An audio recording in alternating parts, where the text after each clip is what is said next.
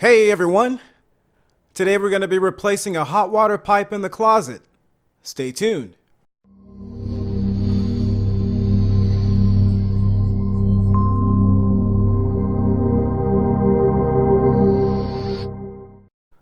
You may have seen some pictures I posted on social media regarding a leak I found in a closet that made a decent sized mess. And that leak happened to be coming from a pipe that runs directly off the hot water tank. So I did a quick patch of the pipe using a slip coupling, but I later decided that it would be best to replace a good majority of the pipe before closing up the wall, since there was evidence of heavy corrosion throughout the pipe. I've read that it's not uncommon for copper piping close to the water heater to corrode over time.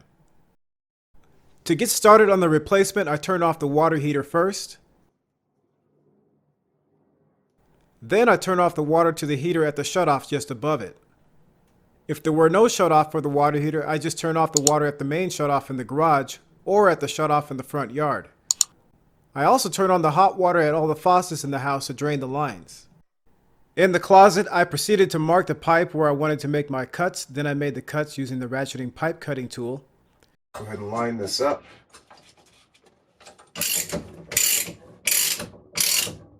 Since the pipe I'm replacing is vertical, there was a good chance there was still going to be water in the pipe. And I was more right than I thought. So I didn't create another mess. I decided to go ahead and cut the pipe out in short sections, using my shop vac between cuts to suck up the water.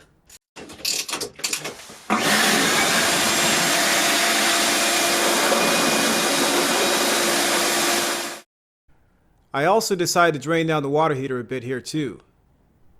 If your water heater is fairly old like mine, draining it all the way down could cause sediment and rust to enter the line when the hot water is turned back on. More on that later.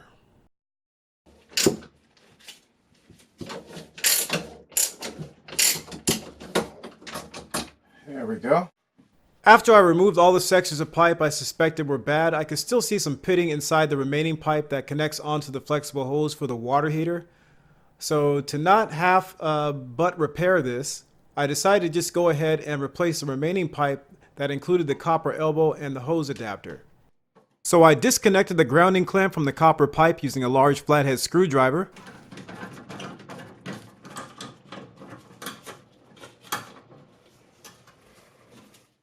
Next, I grabbed a couple adjustable wrenches, one to hold the copper pipe steady, and the other to remove the flexible hose.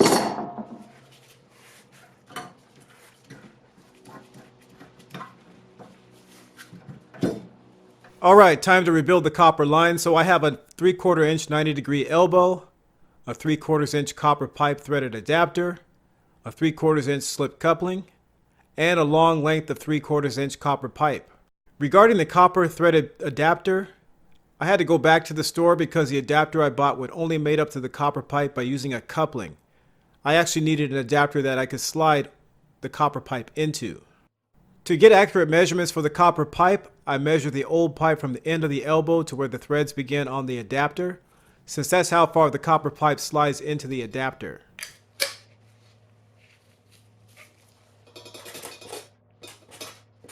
I also kept in mind that the elbow I bought was 1/4 inch shorter at each end than the original.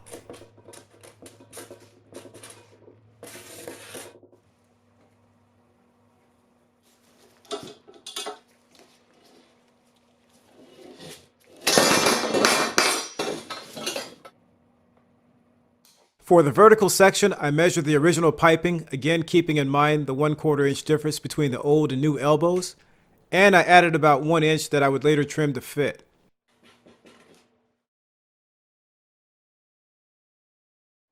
To make this easier, I decided to just go ahead and solder the new pipe together on the bench. Then I could just join it with the pipe coming through the floor in the closet. First, I cleaned the inside of the fittings and the outside of the pipes with the 4-in-1 tool. I usually like to clean the pipe up to about 3/4 inch from the end of it.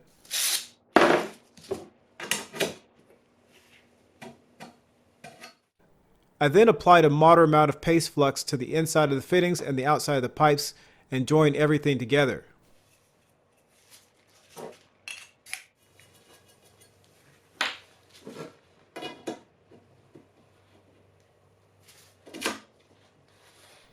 I did not apply flux just yet to the end of the pipe that was going to join up with the pipe coming through the floor.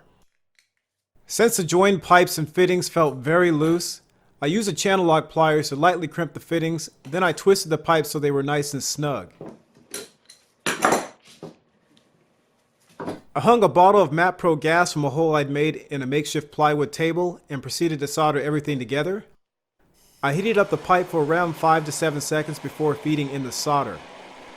I normally like to go about 1/3 of the way around the pipe with the solder, applying roughly 1/2 inch to 3/4 of an inch of solder. I use a trick I learned where I lightly wipe the solder with fiberglass insulation to leave a clean looking joint.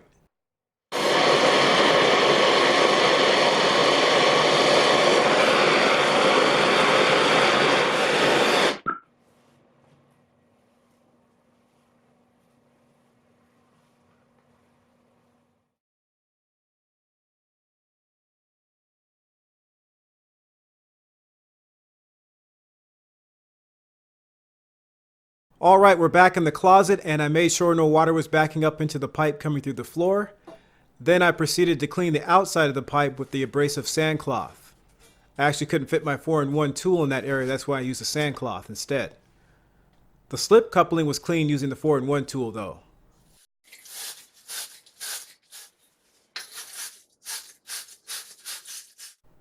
Next, the pipe and the coupling were fluxed.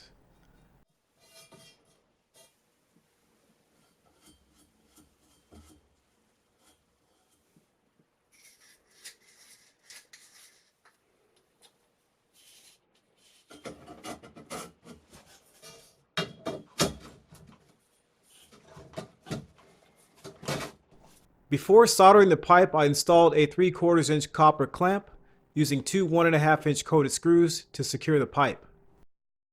With the flame blanket in place to protect the wall and my fire extinguisher in a cup of water nearby, I soldered the joints starting with the lower joint.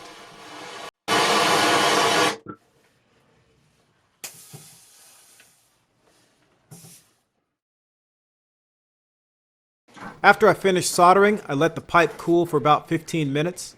Then I hooked up the flexible hose and reattached the ground clamp.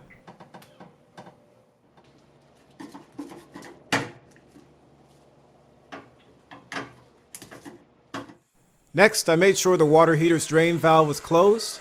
Then I turned the water back on about 1/2 turn and checked for leaks.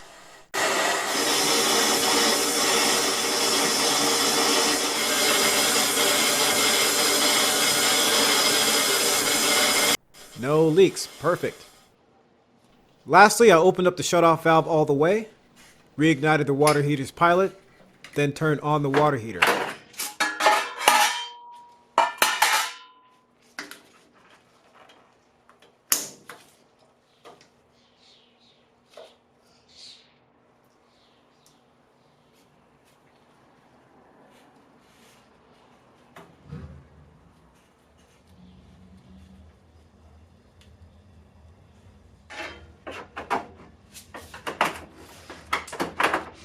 One last note, if you happen to drain your water heater all the way down, it probably would be best to turn on the hot water at a tub faucet and let it run until the water is clear. Otherwise, I would remove or unscrew an aerator at a sink faucet and let it run until the water is clear. See links in the description below. Comment, like, share, and subscribe to the channel. And don't forget to check us out on social media. And thanks for watching.